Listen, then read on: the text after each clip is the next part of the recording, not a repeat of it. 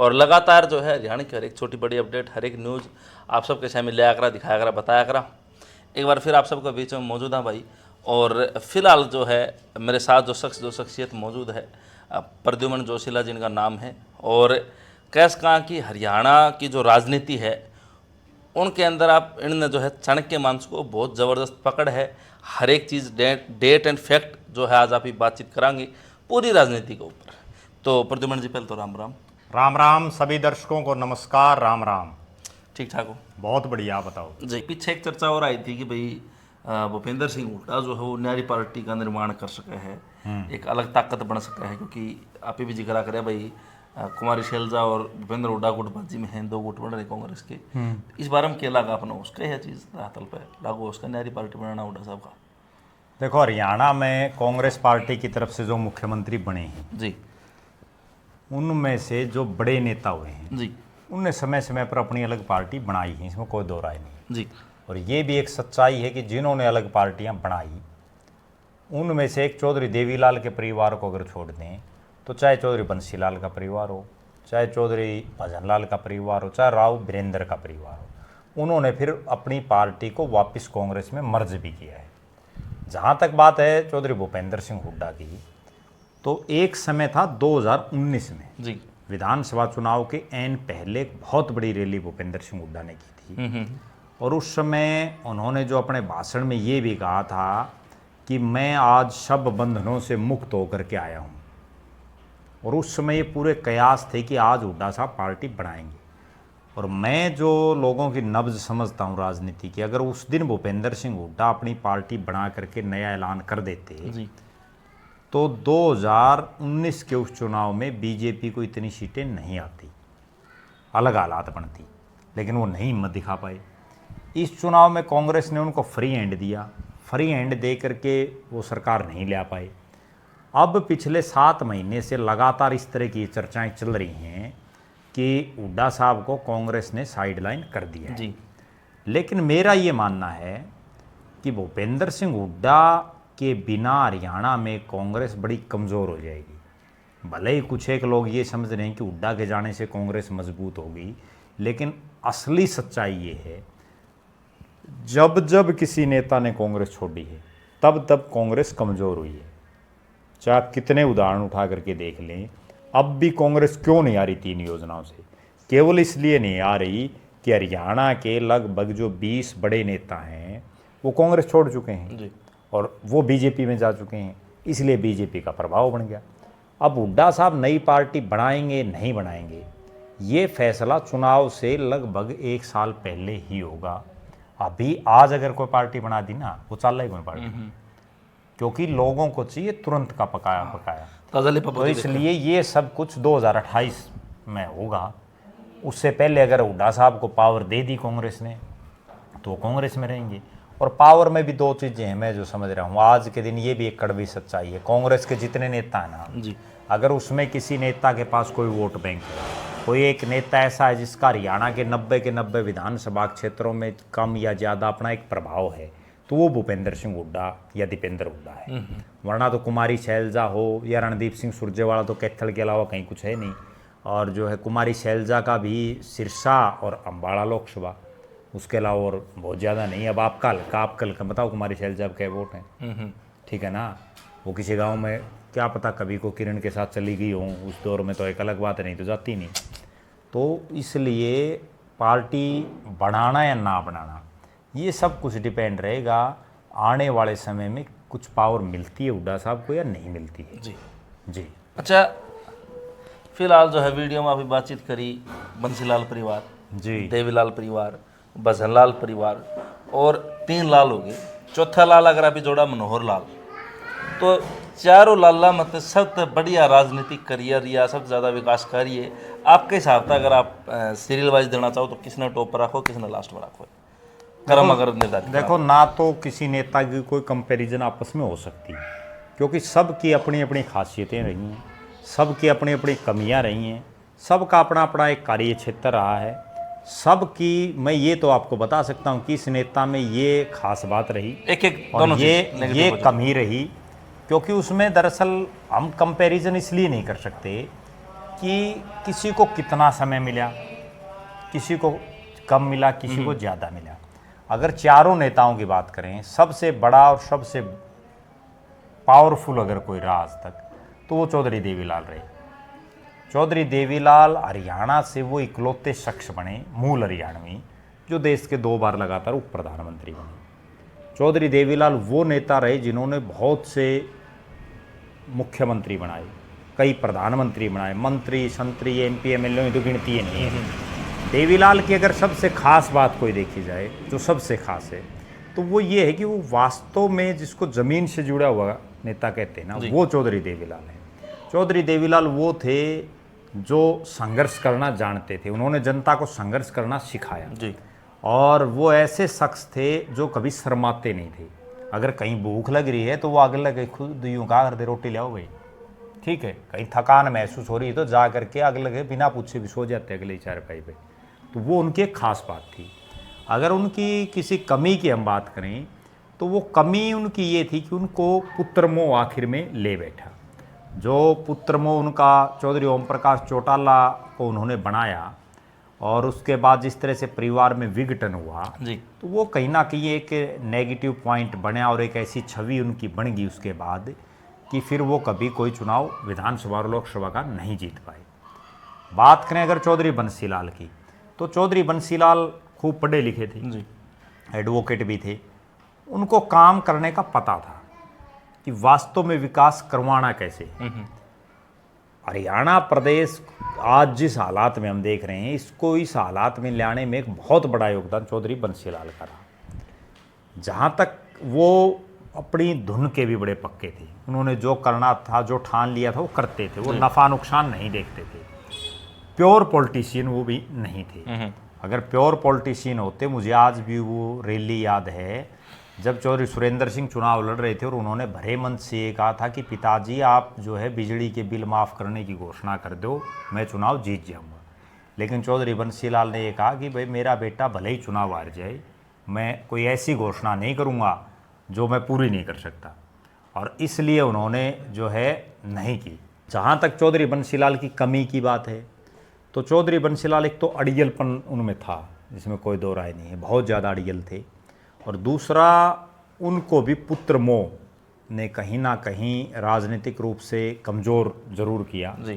क्योंकि भले ही चौधरी सुरेंद्र सिंह का रोल था उस मामले में या नहीं था, शराबबंदी की मैं जो बात कर रहा हूँ, लेकिन उस समय सुरेंद्र सिंह की एक ऐसी छवि प्रदेश में बना दी गई और लोग ये कहने लगे भैया दारू तो सुरेंद्र सिंह बिकवा रहे हैं, जो अवैध जो दारू बिका करती। हालांकि इन चीज़ों में सच्चाई कम होती है और अफवाहें ज़्यादा उड़ती हैं, लेकिन वो एक माहौल इस तरह का क्रिएट हो गया प्रदेश में कि उसके बाद वो छवि उनकी टूट नहीं पाई।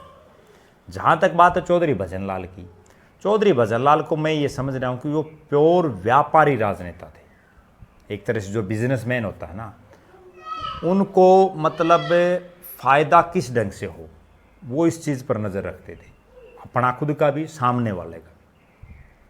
जैसे एक व्यापारी होता है भाई मैं भी कमाऊं अगले को भी कमाऊं, उस तरह का नेचर चौधरी भजनलाल का ये था भाई मैं मेरा भी फ़ायदा करूँ और अगले का भी जी। और जहाँ तक बात है चौधरी भजनलाल की, तो चौधरी भजनलाल ने काफ़ी ये प्रयास किए, अपने आप को जाट साबित करने का भी प्रयास किया, लेकिन लोगों ने उनको नहीं माना और लास्ट में उन्होंने जो नॉन जाट की फिर राजनीति उन्होंने करनी शुरू कर दी। मेरा ये मानना है कि हरियाणा प्रदेश में जो आज जाति पाति की जो राजनीति शुरू हो चुकी है, कहीं ना कहीं इसके जनक के रूप में चौधरी भजनलाल ने काम करने का काम किया। उनके दौर से ही ये जाति पाति बहुत ज़्यादा स्तर पर शुरू हुई, वरना उससे पहले तो लोगों को इतना ज़्यादा नहीं पता था। हालांकि खुद चौधरी भजनलाल की मैं एक बात की बड़ी जो है उनकी प्रशंसा भी करता हूँ कि चौधरी भजनलाल ने अपने इलाके और अपने लोगों के जितने काम किए इतने किसी नेता ने नहीं किए। आज भी लोग उनके गुण। जहाँ तक बात है चौधरी भजनलाल की कमी की, तो चौधरी भजनलाल को भी कहीं ना कहीं पुत्र मोह ही ले बैठा जिस ढंग से। और पुत्र मोह में मैं ये मानता हूँ कि चौधरी भजनलाल से ज़्यादा रोल उनकी जो धर्मपत्नी श्रीमती जसमा देवी है उनका और ज़्यादा रहा। जसमा देवी को जिस तरह से कुलदीप बिश्नोई से बड़ा अपार लाड प्यार प्रेम रहा, उसके बाद कुलदीप बिश्नोई ने कुछ एक समय तो संघर्ष किया, लेकिन अब वो संघर्ष करना ही भूल गए। जहाँ तक बात है मनोहर लाल खट्टर की, मनोहर लाल खट्टर इन तीनों लालों के मुकाबले, एक तो वो शादीशुदा नहीं है तो लिहाजा परिवारवाद का उन पर कोई आरोप नहीं लग सकता, ठीक है। तो मनोहर लाल की जो सबसे खास बात मुझे जो नज़र आई वो ये नज़र आई कि वो पार्टी के प्रति जिस तरह पहले समर्पित थे वैसे ही आखिर तक रहे जी। जहाँ तक सवाल है ये जो तीनों लाल हैं इनका कभी ना कभी अपनी पार्टी के आला कमान के साथ कभी ना कभी जरूर आपस में खींचातान रही, लेकिन मनोहर लाल खट्टर का लगातार आज भी वैसा ही बर्ताव नरेंद्र मोदी के साथ दिख रहा है, वैसा ही नरेंद्र मोदी का मनोहर लाल खट्टर के साथ है जैसा 2014 में था। तो मनोहर लाल खट्टर ने 2-3 चीज़ें ऐसी की, और उनका एक जो प्रसिद्ध डायलॉग है कि भाई हम जो धोले कुर्ते पहनते हैं उनके जो है कुर्ते खूंटी पर टंगवा दिए मैंने, तो वो बड़ा 9.5 साल उन्होंने ऐसा करने में काफ़ी हद तक वो सक्षम भी रहे, क्योंकि जितने लोग उनके राज से पहले चंडीगढ़ जाया करते इन 9.5 साल में उनमें कमी आई है कहीं ना कहीं। जहाँ तक उनकी कमी की बात है तो कमी में एक सबसे बड़ी कमी तो ये है कि उन्होंने खुद को अपने को ही सबसे बड़ा पावरफुल मान लिया और किसी नेता की उन्होंने को बहुत ज़्यादा सुनी नहीं प्रदेश में। एक उन्होंने कार्यकर्ताओं से और जनता से उनका जुड़ाव बिल्कुल कम रहा, जो सबसे उनका एक नेगेटिव पॉइंट रहा, राज भी है, और संभवतः इसी वजह से उनको बीच में हटाया भी गया।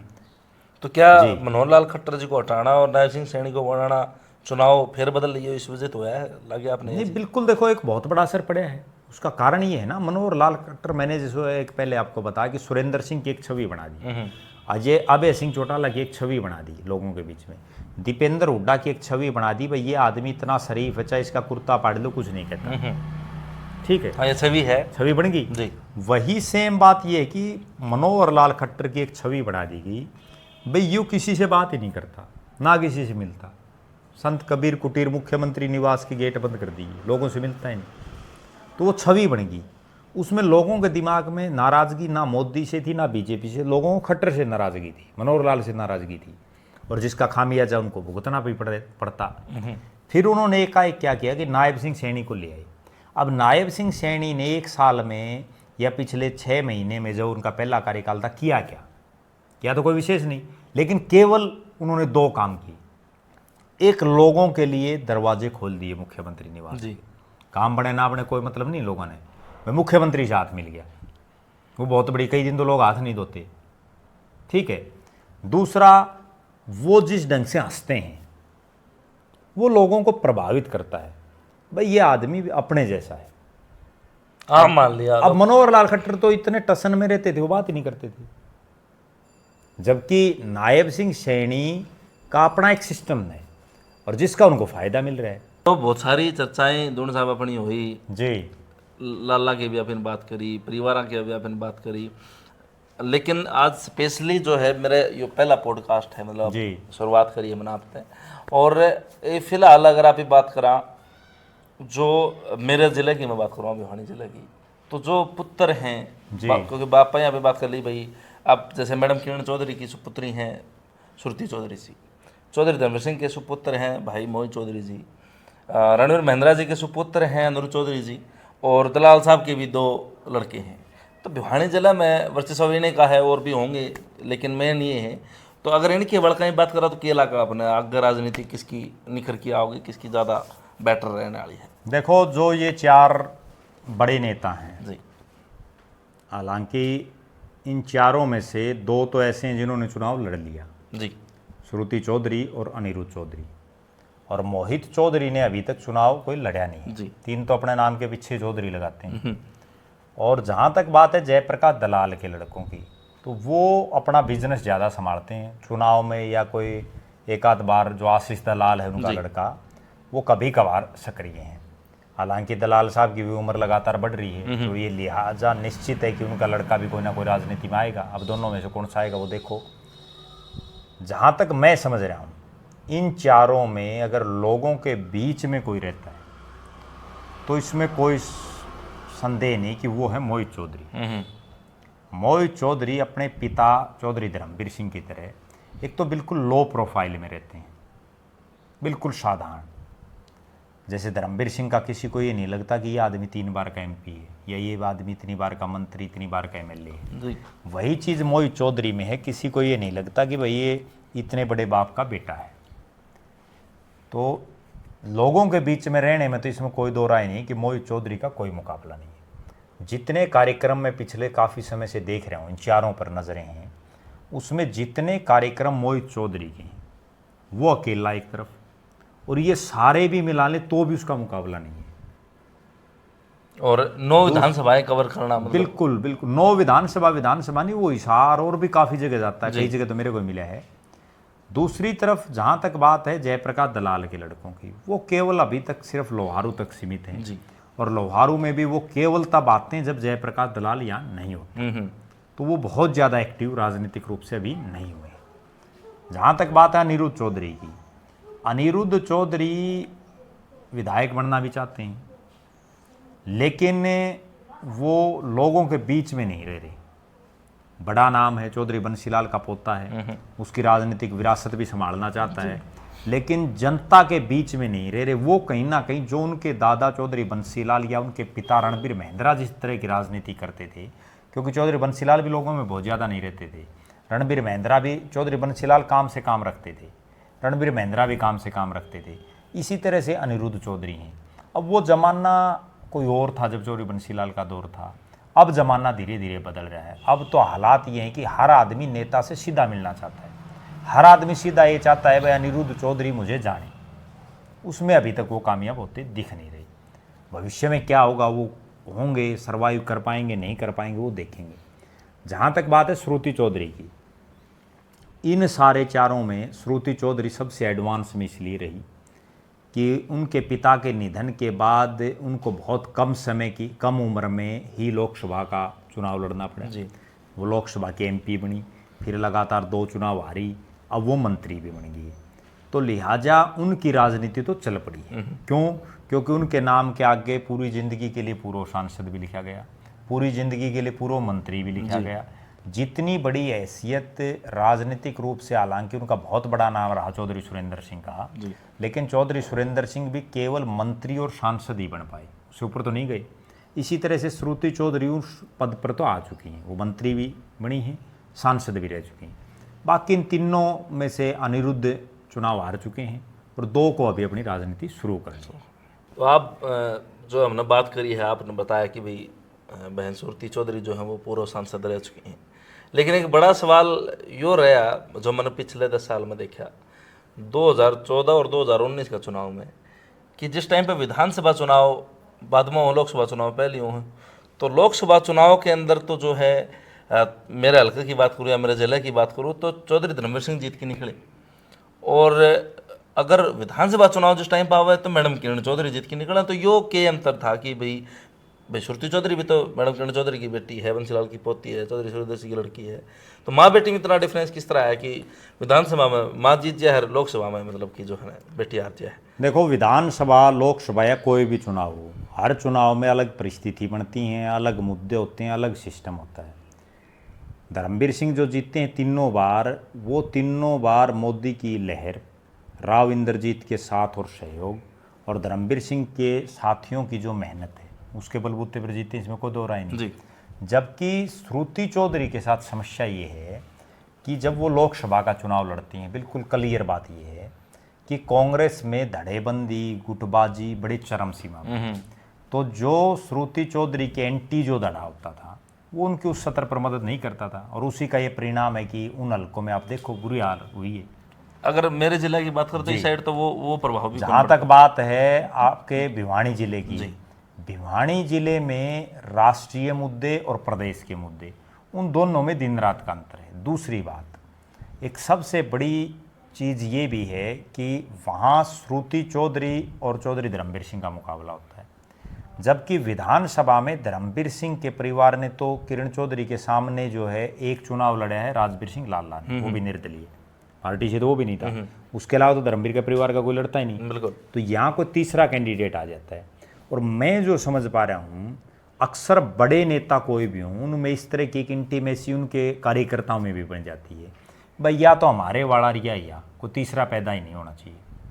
और उसी का परिणाम ये है, आप बड़ी गौर करने वाली एक बात बताता हूँ मैं आपने, जब 2019 का विधानसभा चुनाव था जी तो बहुत बड़े स्तर पर उन लोगों ने किरण चौधरी का साथ दिया था जो लोकसभा के चुनाव में धर्मवीर सिंह के साथ थे।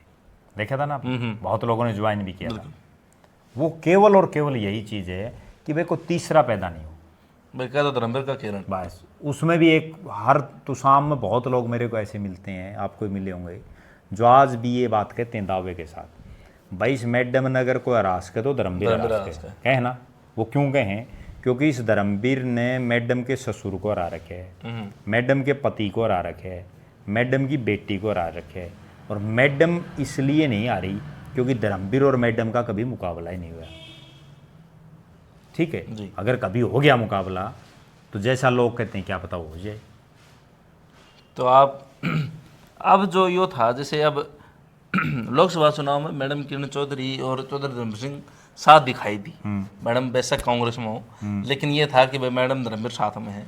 और क्योंकि रावदान सिंह के चौधरी धर्मवीर सिंह अगेंस्ट खड़े थे, और यूँ मानना जा है कि रावदान सिंह और मैडम किरण चौधरी की भी आपसी में जो है दो फाड़ हैं, लेकिन इतना सपोर्ट मैडम नहीं दिलवा पाई। उससे ज़्यादा मानो कि चौधरी धर्मवीर सिंह ने मैडम का साथ दिया है विधानसभा चुनाव में, या कह लो कि श्रुति चौधरी का सपोर्ट चौधरी धर्मवीर सिंह के ज़्यादा वोट आए हैं। तो इसका क्या कारण रहा? नहीं, उसका कारण तो सीधा ये है ना भाई, किरण चौधरी तो उस समय कांग्रेस में थी। अपनी पार्टी में रहते हुए आप दूसरे कैंडिडेट की कितनी मदद कोई आदमी कर सकता है? और वो चीज़ तो माननी है। रावदान सिंह ने भी बार बार ये कहा है कि भाई कहाँ गड़बड़ हुई, तो उसने तो कहा है कि तुसाम भाई तुसाम में गड़बड़ हुई जी। नाम तो नहीं लिया उसने, लेकिन बोला तुसाम वाले ने गड़बड़ करी है, तो सीधा इशारा किरण चौधरी की तरफ है। तो उस समय वो कांग्रेस में थी। धर्मवीर सिंह अब बीजेपी का सांसद, और बीजेपी में एक बड़ी खास बात ये है कि बीजेपी अपने सांसदों को उसने बाकायदा जिम्मेदारी दे रखी थी कि वे अपने अपने एरिया में पूरा जोर शोर से जुटो। तो धर्मवीर सिंह ने उनकी मदद भी की है। हालांकि फिर भी 2 सीटें नहीं जीत पाई जी, 7 पे रह गया मामला। और वो 7 भी 2-3 सीटें तो ऐसी थी जहाँ कांग्रेस ने टिकट वितरण गलत कर दिया, इसलिए वो 7 आ गई। अगर कांग्रेस ठीक ठाक कैंडिडेट उतारती तो 7 से भी कम होती। अब भिवानी की सीट थी जी, वो भी कहीं ना कहीं मनु लगा कि जो है गलत टिकट वितरण हुआ है, क्योंकि गठबंधन की टिकट किसान ने तन दी गई थी। नहीं, उसमें सबसे बड़ी बात तो ये थी कि वो टिकट जैसे कम्युनिस्ट पार्टी के पक्ष में आ गई। लेकिन आप ये देखिए कि कम्युनिस्ट पार्टी और शहरी सीट, और वहाँ से चुनाव लड़ रहे सागवन गांव के जो तोशाम हल्के हैं, अगर ये टिकट देनी ही थी कम्युनिस्ट पार्टी को तो तोशाम से देते थे। बिल्कुल। और तोशाम से उसी कामरेड को लड़ा देते। कामरेड ओम प्रकाश दुमन जो लड़ा है सागवन गांव का, उसी को तोशाम से लड़ा देते। और या फिर अगर कामरेडों को टिकट देनी थी तो फिर भिवानी शहर में जब कोई कैंडिडेट उनके पास लोकल था ही नहीं तो फिर किसी और हल्के में दे देते। बिल्कुल। कामरेड तो बहुत जगह ठीक ठाक पोजीशन में भी हैं जी, तो वहाँ दे देते। कहीं ना कहीं मुझे ये कहने में भी कोई संकोच नहीं कि बहुत बार पार्टियाँ इस ढंग से भी टिकट वितरण करती हैं कि वो ये सोचती हैं भाई एक आधा हार गया तो कोई फर्क नहीं पड़ता। मैंने ऐसे ऐसे नेता सुने हैं जो ये कहते हैं भाई 90 जीतने के लिए नहीं ताड़ने हैं, अगर 90 जीत गए तो फिर सरकार कैसे चलेगी, कितने मंत्री बनाएंगे, कितने के कराएंगे, भाई इतने बना दो कि बस इतने 50 के आसपास रखने हैं, फालतू जरूरत को नहीं। क्योंकि वो मंत्री भी अब वो कानून बन गया कि 13 से ऊपर मंत्री नहीं बना सकते आप। ठीक है, तो कहीं ना कहीं इसलिए सारी पार्टियों के नेता किसी ना किसी स्तर पर कोई ना कोई अपनी मैनेजमेंट कर लेते हैं। अच्छा, जो हमारी फिलहाल की हालचोट की सरकार है भाजपा की हरियाणा के अंदर, तो बार बार ये ढिंढोरा पीटा जा है, बीजेपी कार्यकर्ता लगा लो, बीजेपी के नेता लगा लो, भाई निष्पक्षता, पारदर्शिता, नौकरियां में जो है ना मतलब एक साफ सुथरा काम, हर गरीब व्यक्ति नौकरी, तो वो करता इलाका अपने मतलब धरातल पर वो चीज़ है, या आज भी जो पुरानी पार्टियां का तरीका जब भ्रष्टाचार था उस तरह आज भी भ्रष्टाचार चल रहा है? देखो, बीजेपी जिन बातों का प्रचार कर रही है कुछ हद तक वो ठीक भी है, और कुछ हद तक उसमें मोटी कमी ये है कि हरियाणा में बेरोजगारी लगातार बढ़ रही है, उस पर सरकार कोई ध्यान नहीं दे रही। ठीक ये है कि बहुत से ऐसे बच्चे लगे हैं, इसमें कोई दो राय नहीं है, जिनकी कई कई पीढ़ियों में कोई नौकरी नहीं थी। लेकिन उसका दूसरा रूप अगर देखें तो वो लगे क्या है, सी और डी। कोई चपड़ासी लग गया, कोई कलरक लग गया, उनसे ऊपर तो कोई इक्का दुक्का लगे। जी जो मेन जो ए और बी की जो नौकरियां हैं वो कितने काम लोग लगे हैं, कितने हरियाणा वासी लगे हैं, ये एक बहुत बड़ी बात है। दूसरी बड़ी बात, ये तो विपक्ष हरियाणा में कमज़ोर है जो बोल नहीं पा रहा, वरना आप ये देखिए कि बीजेपी ने एक थ्योरी बना ली, शुरू के 3, साढ़े 3, 4 साल तो कुछ नहीं कर रहे, आखिर के चुनाव से कुछ दिन पहले लिस्ट आउट कर देते हैं 20,000 की, 25,000 की, 15,000 की, ढिंढोरा पीटते हैं और चुनाव जीत जाते हैं। यही बात है जी। ठीक है, विपक्ष बोल नहीं रहा, भाई पूरे हरियाणा में लाखों लोग बेरोजगार हैं और वहाँ आप कुछ एक गिनती की नौकरियाँ देंगे तो कैसे काम चलेगा? कितने, कौन सी बड़ी इंडस्ट्री आ गई हरियाणा में प्राइवेट की अगर बात, जी सरकारी में कितने नौकरी लगा दी है, कितने परसेंट लगाए, ये भी तो सरकार को एक आंकड़ा देना चाहिए। हरियाणा में इतने परसेंट जनसंख्या है, इतनी जनसंख्या, इसमें इतने परसेंट लोग बेरोजगार हैं और उन बेरोजगारों में से इतने परसेंट को हमने नौकरी दे दी, कोई आंकड़ा कोई नहीं दे रहा। जी। तो इसमें दोनों बातें हैं। लेकिन ओबीसी समाज अगर देखा जाए तो ओबीसी समाज, पिछड़ा वर्ग जो है वो पलड़ा भारी है भाजपा की तरफ। वो के कारण है कि मतलब मुख्यमंत्री नायब सिंह सैनी जी ने भी ओबीसी समाज का मतलब कि एक पर्टिकुलर तरीके से धन्यवाद करे, भाई ओबीसी समाज का धन्यवाद। क्या वहाँ पर दलित समाज के वोट नहीं आए बीजेपी को, या जनरल सवर्ण जाति के वोट नहीं आए? देखो वोट आते हैं सारी पार्टियों को 36 बिरादरी के, किसी के कम आ जाते हैं, किसी के ज़्यादा आ जाते हैं, ठीक है। लेकिन राजनीति में होता ये है कि जो कास्ट एक तरफा हो या जिस कास्ट का बहुत बड़े स्तर पर वोट पड़ रहा हो तो उसको ये मानते हैं भाई ये तो बीजेपी के साथ है या ये कांग्रेस के साथ है। जी। अब जैसे क्या सारे जाटन कांग्रेस के वोट गेड़े ना। अगर जो सारे जाट कांग्रेस के वोट गेड़ते तो हरियाणा में 2 सबसे बड़ी जाट डोमिनेटेड सीटें, एक बाडड़ा जी वहाँ बीजेपी जीती, एक उचाना वहाँ बीजेपी जीती, दोनों जगह जीती ना, बिल्कुल। ठीक है। तो फिर जाटों में वोट कहाँ गए? वोट तो सारे दे रहे हैं, लेकिन बात यह है भाई मेजोरिटी कहाँ है। अब ओबीसी का जहाँ तक है, ओबीसी को पहली बात तो ये कि उन हरियाणा में भले ही मुख्यमंत्री पूरे हरियाणा का हो, जी लेकिन वो जिस जाति से आता है या जिस समाज से आता है उस समाज के लोग जो है अपने आप को औरों से थोड़ा सुपीरियर जरूर समझते हैं, बिल्कुल। इसमें कोई दो राय नहीं है। तो जब ओबीसी समाज का मुख्यमंत्री बने तो निश्चित रूप से उनमें एक नई ऊर्जा तो आई है। आपको एक बड़ी ताज्जुब की बात बताता हूँ मैं, नायब सैनी जब तक मुख्यमंत्री नहीं बने थे ना, बड़ी गौर करने वाली बात, आप ये देखो कि उस दिन से पहले बीजेपी के कार्यालयों में कितने सैनी समाज के लोग आते थे, ठीक है, कितने ओबीसी के आते थे जी। और जब वो मुख्यमंत्री बने उसके बाद कितने का आने लगी, आपको अंदाज़ा लग जाएगा दिन रात का। ये तो मैंने खुद ने देखा है, जब हिसार में और मुख्यमंत्री बनना छोड़ा, अब जब प्रदेश अध्यक्ष नायब सिंह सैनी बने और पहली बार जब हिसार आए प्रदेश अध्यक्ष बनने के बाद, तो वहाँ सैनी समाज के ऐसे ऐसे चेहरे मैंने खुद ने देखे जो उससे पहले कभी बीजेपी के किसी कार्यक्रम में नहीं आए, पूरी ज़िंदगी में नहीं आए। वो केवल इसलिए कि उनके समाज का एक चेहरा बीजेपी ने आगे किया, और ये नेचुरल बात है। अब आप एक छोटी बात बताओ, कोई भी कास्ट है जी। मनोहर लाल खट्टर जी खट्टर गोत लगाते हैं, मुख्यमंत्री बनने से पहले आपने कितनी दुकानों पर कितनी जगह खट्टर लिखा देखा? कम था, बहुत कम था। और बनने के बाद कितनी जगह देखा? जो थे वो लगाया मैं आपको बताता हूँ, एक रामनिवास गोडेला हैं, वो जब तक बरवाड़ा से विधायक नहीं बने थे ना, उससे पहले किसी को ये पता होगा भाई गोडेला भी कोई गोत है, बहुत कम, रेयर, जो प्रजापति समाज में है उनको तो पता होगा। उसके बाद जैसे ही वो विधायक बने तो जगह जगह गोडेला फलाना, गोडेला, मतलब हर जगह दुकान वाले ने भी अपने नाम हाँ भाई, वो घोड़ेला, हाँ ठीक है।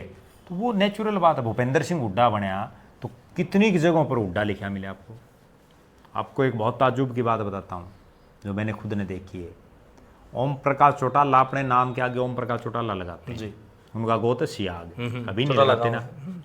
सिसाई गांव में एक सरकारी स्कूल में उनका एक पत्थर लगा हुआ है, उसमें बाकायदा ओम प्रकाश सियाग लिख रखे हैं, केवल इसलिए कि उस गांव में सियाग है, सियाग मेजोरिटी है, ठीक है। तो ये तो नेचुरल बात है भाई, जो जिस कास्ट का हो गया उसके बाद लोग अपना आप टोले हैं। मैं आपको इस विधानसभा चुनाव की बताता हूँ एक बड़ी गजब बात। लोगों का दिमाग यहाँ तक है, एक प्रत्याशी चुनाव लड़ रहे कांग्रेस की टिकट पर, तो मैं कहीं किसी गांव में जा रहा, मैंने ये पूछा भाई यहाँ कौन जीतेगा, उसने बताया उस कांग्रेस वाले प्रत्याशी का नाम लिया जी, बोला फलाना जीतेगा। माँ बाओ कौन हो, वो बोला जो मेरा जीजा है वो आदमी। तो माँ भाई कौन सा गांव का हो, उसका जो सही गांव मैं जानूँ था, उसने उसका गांव का ही पता था मैंने, उसका जो सही गांव हो उसका नाम लिया नहीं, उसने कोरे ले दिया, बेरा ही नहीं था उसने बेचारे ने, धक्कते बना रहा था तो उसने ले दिया कोई नाम। माँ भले मानस वो गांव नहीं है उसका, तो माँ फलाना गांव है। तो जब चाल दी दिखे ना, अच्छा वो क्यों कह रहा था, सब नहीं दिखता कांग्रेस का राजा होगा, यू MLA बनेगा, मंत्री भी बन सके, हाँ भाई रिश्तेदारी काट लो, पला रिश्तेदारी काट दो। ठीक है, ये चीज़ तो हर आदमी मतलब समझदार हो रहा है इतना कि जो चौधर में आ जाता है ना, उसके बाद लोग अपना आप लग लेते हैं। रिश्तेदारी काट ला जाएगा आदमी। भारत में तो आज ये हालात है। आप एक बात बताओ, मान लो कोई खिलाड़ी है या कोई भी नेता है, कोई भी कुछ भी है, कोई भी सेलिब्रिटी टाइप का, वो कोई एक जाति का थोड़ी है, ठीक बात है। लेकिन वो जैसे ही कोई मेडल ले अगले दिन सारे लिख दें भाई ये इस जाति का आ गया। UPSC का रिजल्ट आता है भाई, उसमें कहीं कोई यूं थोड़ी ये देख के सिलेक्शन हो भाई ये जाट है या ये चमार है या ये ब्राह्मण है या ये वाल्मीकि है, वो तो जो नंबर ले आएगा वो उसका सिलेक्शन होगा। उसके बाद देखिए ना आपने सोशल मीडिया पर अगले दिन ये आओगे भाई इतने जाटों का सिलेक्शन हो गया UPSC, इतने ब्राह्मणों को बहुत बहुत बधाई। बताओ क्या तू, अब हालात ये बना दी समाज में। सुन लो मैं अपना बताऊं अरुण साहब, KYC एक संस्था है, उनका प्रोग्राम था पीछे भिवानी के अंदर, तो वहाँ पर आमंत्रित कलाकार थे अपने अमित सैनी जी, अजय हुड्डा था, सोनिका सिंह और एक थी राकेश सोराण, कलाकार है कोई। तो मेरा पहली बार वास्ता पड़ा और उनको बुलाया गया, उनकी परफॉर्मेंस मैंने देखी, काफ़ी बढ़िया गायकार हैं वो। तो जिस टाइम पर अगले दिन मैं गया ऑफिस में, तो मैं बोला भैया राकेश सोराण जो है या कौन सी कलाकार आते मन तो यूट्यूब को पर इनका कोई गाना या फिर जो है ना इस तरह कोई चीज़ कौन देखी। तो मन बोला पंडित जी ये जट्टा ही कलाकार है। अच्छा तो मैं यार मैं कलाकार भी बिरादरी पे थोड़ी होगी, मतलब सबका है भाई। दादा लक्ष्मी चंद है वो हरी बिरादरी पे दादा का है, जाटमेर सिंह है वो सब मानने हैं। तो मेरा फिर वो मिला थोड़ा सुधार है उसने बात ने कि नाना शर्मा जी या किसाना की कलाकार है, और जो है ना किसान आंदोलन में या थोड़ी ज़्यादा हाईलाइट होगी थी। हाँ मैं यह बात तो चलो मैं मान लूँ, लेकिन मैं यह थोड़ी है कि आप एक पर्टिकुलर कास्ट का कोई मतलब कलाकार या कोई नेता, यह चीज़ अच्छा ये चीज़ कितनी गलत है कि इलेक्शन के अंदर जब 4.5 साल आपने एक पर्टिकुलर कास्ट तक काम पड़े है और आप लास्ट 6 महीना में नो मानो कि 35-1 या फिर यो अलग है, हम ये हाँ यो है, हम OBC हाँ, हम दलित हाँ, मैं ब्राह्मण हूँ, यो राजपूत है, यो किसान है, आजाट है, तो वो चीज़ें कितना प्रभाव डालती हैं हमारे जीवन पर, आने वाली पीढ़ी के ऊपर। देखो प्रभाव बड़ा भयंकर डाल रही हैं।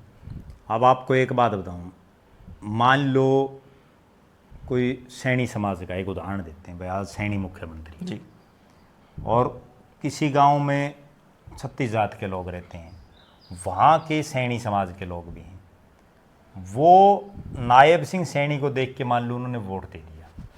नायब सिंह सैनी उन्हें नहीं जानता और वो नायब सैनी ने नहीं जानता, बिल्कुल। उनको काम नायब सैनी उनका करेगा या वो गांव में जो उनके अड़ोसी पड़ोसी वो करेगा। अड़ोसी पड़ोसी कम आऊँगे। 36 जात में कोई भी है, अब जाट हैं भाई, कोई जाट भूपेंद्र सिंह हुड्डा का चेहरा देख के अगर वोट दे रहा है, जबकि हुड्डा उसको जानता ही नहीं, वो हुड्डा को नहीं जानता, जबकि उसका काम क्या पता कोई ब्राह्मण आ रहा हो, सही बात, काम क्या पता उसके कोई SC समाज का कोई साथी आ रहा हो, सही बात है, ठीक है, क्या पता कोई सैनी उसका काम आ रहा हो। बिल्कुल। मेरा ये मानना है कि अपने जो काम आवे वो अपना है, बिल्कुल ठीक है भाई। हमने क्या करना है, आम जनता को आज हरियाणा में कितने % वो लोग हैं जिनको नायब सिंह सैनी जानता है, पूरे हरियाणा में बहुत। पूरे तो शाम हल्के में कितने आदमियों को जानता है नायब सिंह सैनी? कौन जानता? 10 आदमियों को जानता हुआ, ठीक है, लेकिन लोग क्या पता फिर भी कितने उसके साथ लग नहीं। अब मैं आपने इससे भी एक बड़ी गंभीर बात बताऊं, आज हमारा समाज किस तरफ जा रहा है। महापुरुष जो है ना, महापुरुष सबके हैं, वो किसी एक जाति के लिए काम नहीं करे। सही बात है।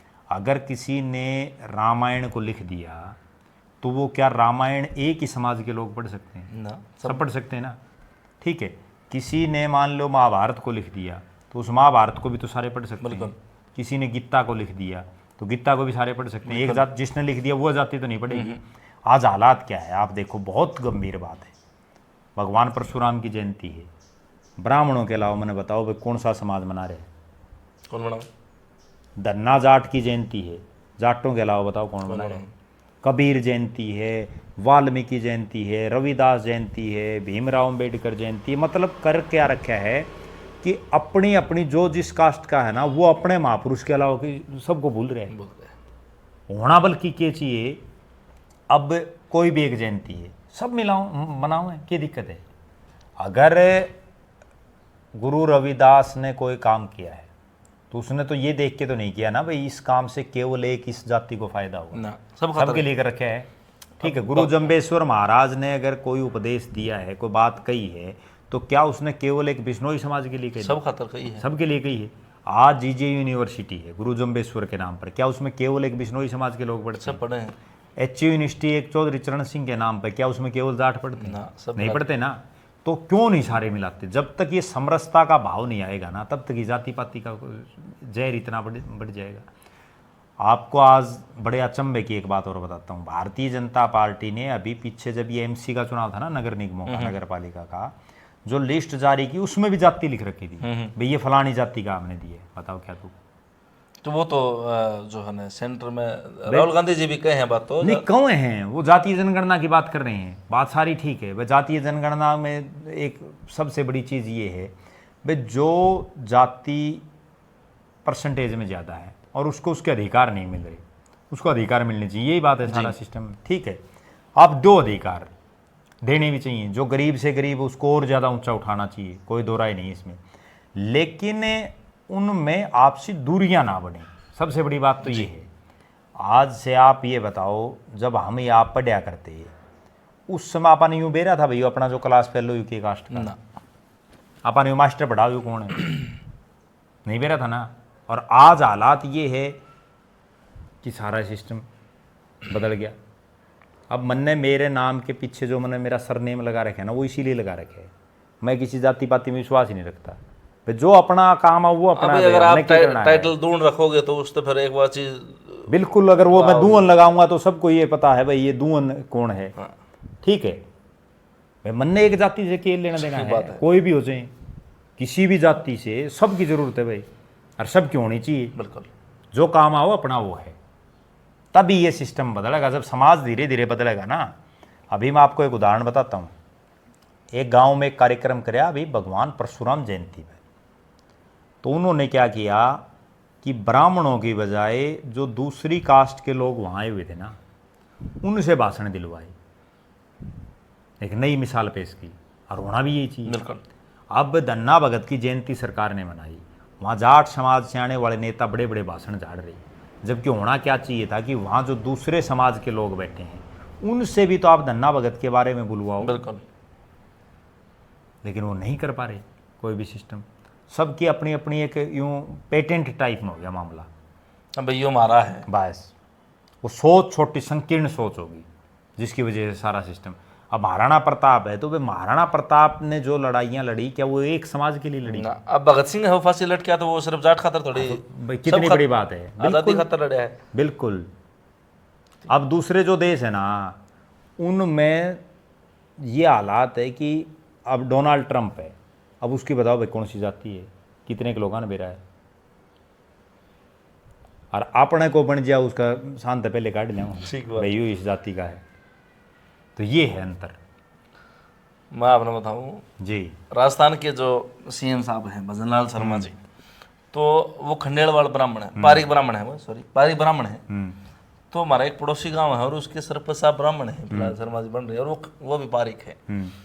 तो वह टीवी देखते देखते नींद आ गई, इतना घोषणा होगी भाई भजनलाल शर्मा जी सीएम घोषित हो गए। वो उठा, उसने बेरा पटा भाई पंडित जी बना दिया। वो दुकान में गया भाई, जाके मिठाई की दुकान में भाई 5 किलो पेड़े खरीदे। तो दुकानदार सीधी बात पूछा भाई पंडित जी आज क्या? नहीं मारा वो रिश्तेदार है नुन्नू छोरी का, छोरी बैरा के उसकी जो जिठानी सन है वो उसकी भांजी है भजनलाल शर्मा की, और हमारा तो रिश्तेदार सीएम बन गया। तो पूरे गांव में यह भावना फैलेगी भाई पंडित जी का रिश्तेदार साहब भजनलाल शर्मा, यो भी पारिक वो भी पारिक। मन्ने मेरा बटे में भाई पंडित जी तेरा के काम होगा, मैं भजनलाल शर्मा तेरा मुंह तो कौन जानता ना, तेरा में हाउ भीतर बढ़न दे। तो भावना इतनी मन में होगी भाई नेता है वो हमारा है।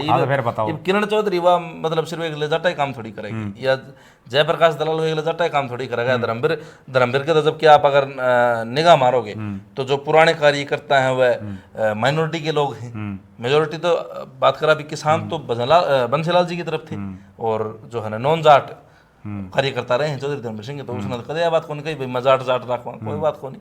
तो ये चीज़ें तो समाज में गलत हैं, ऐसी भावना नहीं होनी चाहिए। पता नहीं हमारा देश किस जा रहा है। बिल्कुल। तो प्री सीमेंट आपने क्यों लगा है कि मतलब प्रश्नवाचक चिन्ह क्यों लगाना, तो ये बात आना रही है कि अब स्टार्टिंग हो जाएगी 2026 में नहीं, प्रश्नवाचक कोई नहीं है, बात ये है ना कि होगा परिसीमन, तो इसमें कोई दो राय नहीं है, लेकिन हल्की किस्ती साथ। हाँ, लेकिन वो किस ढंग से बनेंगे क्या होगा वो तो अभी नहीं कह सकते ना। अभी तो सिर्फ एक जो अंदाजे लग रहे हैं भाई ऐसे होगा वैसे होगा, वो तो जब आयोग बैठेगा उसके बाद सारा सिस्टम होगा। तो जरूरत भी आज मैं तो ये मानूँ परिसीमन होना भी चाहिए। जरूरत तो इसलिए है ना, आप जैसे हरियाणा में एक बादशाहपुर सीट है, 4 लाख के आसपास वोट हैं, बताओ विधानसभा में, ठीक है। कई सीटें ऐसी हैं जहाँ 1,60,000 70,000 हैं, किसी में 3 लाख भी हैं। तो एक बैलेंस बनाना बहुत ज़रूरी है ना। पॉपुलेशन लगातार बढ़ रही है, लोग शहरों में बढ़ रहे हैं, शहरों में जनसंख्या बढ़नी शुरू होगी, गांव से लोग लिकड़ करके शहरों में आने लग रहे हैं, ठीक है। और जब परिसीमन होगा तो शहरी सीटें बढ़ेंगी, इसमें भी कोई दो राय नहीं है। आज गामा में आप ये देखो कितने घर खाली होगी। बिल्कुल। अब भिवानी ग्रामीण और भिवानी शहरी मिलाओ तो बहुत ज़्यादा जनसंख्या हो जाए, बिल्कुल, तो वो 2 विधानसभा बन सके होंगे। बिल्कुल बिल्कुल बिल्कुल। चलो, तो बहुत बहुत धन्यवाद दोनों साहब, आपने इतना समय दिया, और जो है काफ़ी सारी बातचीत भी हुई, राजनीतिक गलियारा हम घूमे, कई नेताएं की हमने बात करी, और एक तरह से महापुरुष जो अपने हरियाणा खातर जो है कोई विकास पुरुष है, कोई लोह पुरुष है, किसी ने कुछ कराया है, किसी ने कुछ कराया है, अच्छी कमी न्याऊ सारी कुछ दोनों साहब ने अपने जो निजी तौर पर जो इन्होंने सन से निकाला था, जो निचोड़ था वो अपने शामिल धरा है भाई।